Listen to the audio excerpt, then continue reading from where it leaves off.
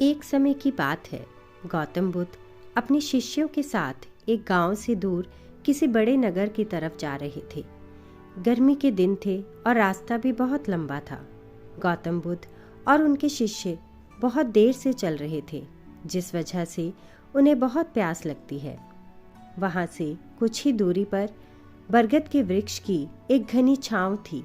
सभी लोग उस वृक्ष के पास पहुँच जाते हैं। महात्मा बुद्ध अपने शिष्यों सहित वृक्ष की घनी छाया के नीचे विश्राम करने लगते हैं। बहुत देर से चलने की वजह से सभी का गला प्यास से सूख रहा था। बुद्ध यह बात जानते थे। उन्होंने अपने एक शिष्य से कहा, आप इस बरगद की छाया से कुछ कदम दूर जाकर बरगद की 2 परिक्रमा करके वापस आओ। शिष्य वैसा ही करता है जैसा बुद्ध ने बताया।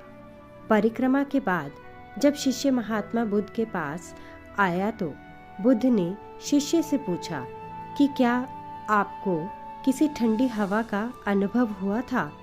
शिष्य बोला, हाँ महात्मन, उस उत्तर दिशा की तरफ से मुझे कुछ ठंडी हवा का अनुभव हुआ था। शिष्य की यह बात सुन बुद्ध शिष्य से तुरंत बोले कि उसी दिशा में चले जाओ, वहाँ जरूर कुछ ही दूर पर एक तालाब अवश्य मिलेगा। उस तालाब से सबके लिए पीने का पानी ले आओ। शिष्य उसी दिशा में जब कुछ दूर जाता है तो वहाँ सच में एक तालाब होता है।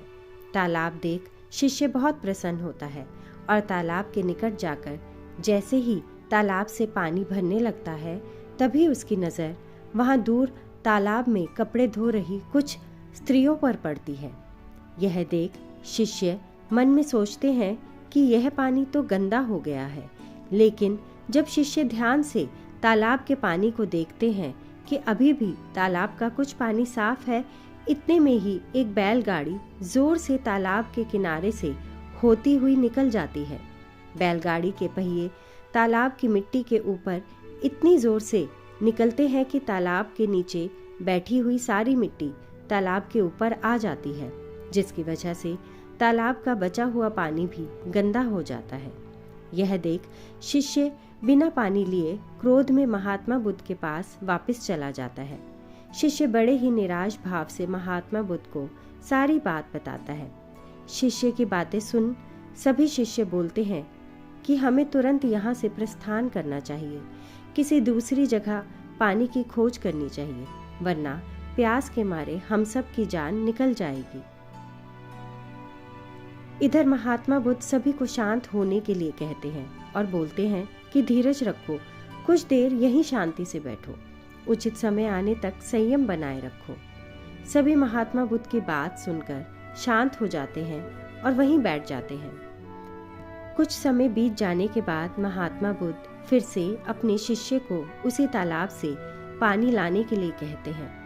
शिष्य बिना कोई प्रश्न किए पानी लेने के लिए फिर से उसी तालाब के पास जाता है। तालाब की हालत देख शिष्य को यकीन नहीं होता। तालाब का सारा पानी पूरी तरह से साफ होता है। यह देख शिष्य बहुत खुश होता है और पानी भरकर महात्मा बुद्ध के पास पहुंचता है। सभी पानी पीकर अपनी प्यास बुझाते हैं, लेकिन अभी भी सबके मन में ये एक सवाल था कि आखिर यह चमत्कार हुआ कैसे, क्योंकि तालाब का सारा पानी तो गंदा था। उन्हें लगा कि जरूर ये बुद्ध की शक्ति है। इनमें एक शिष्य ने यह सवाल महात्मा बुद्ध से पूछ ही लिया कि यह चमत्कार आपने कैसे किया। शिष्य का जवाब देते हुए महात्मा बुद्ध बोले कि यह कोई चमत्कार नहीं है, अपितु यह आप सबके सब्र का फल है। यह फल है आपके सब्र बनाए रखते हुए उचित समय के इंतजार का। जितनी देर तक हम सब लोगों ने सब्र किया, उतनी देर तक तालाब के पानी के ऊपर तैर रहे सभी गंदे तत्व और मिट्टी तालाब के पानी के नीचे बैठ रहे थे। फिर कुछ देर बाद शिष्य जब वहां तालाब के पास पहुंचा, तब तक सब दूषित कण नीचे बैठ चुके थे, जिस वजह से तालाब का पानी पहले की तरह साफ हो चुका था तथा तालाब साफ दिखाई दे रहा था।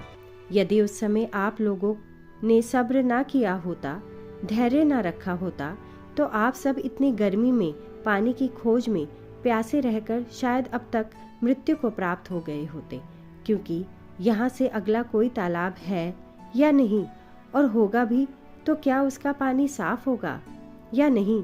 इन सब कारणों से आप कभी प्यास ना बुझा पाते और प्यास से मर जाते। फिर इतना बोलने के बाद महात्मा बुद्ध शिष्यों को एक सीख देते हुए कहते हैं कि जैसी स्थिति हम लोगों के समक्ष आज आई है, वैसी ही स्थिति और मुश्किल दौर जिंदगी के हर मोड़ पर आएंगे। तब उस समय भी आपको ऐसे ही संयम बनाए रखना होगा और अपने विवेक से काम लेते हुए ही आपको एक उचित फैसले के साथ सही नतीजे पर पहुंचना होगा। हर मुश्किल दौर में सब्र रखते हुए ऐसे ही शांत मन से कोई फैसला लेना चाहिए जिससे आपका और दूसरों का अच्छा हो, क्योंकि ऐसी स्थितियों में लोग अक्सर गुस्से में आकर अपना सब्र खो देते हैं और गुस्से तथा जल्दबाजी में गलत काम और फैसले कर बैठते हैं, जिसका बुरा परिणाम उनको भविष्य में देखने को मिलता है, जिसमें खुद का नुकसान अधिक होता है।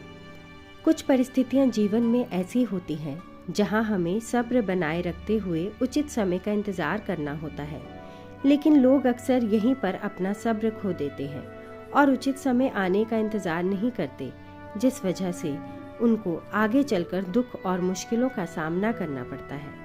हमारे द्वारा लिया गया आज का फैसला हमारे आने वाले कल के सुख और दुख को निश्चित करता है।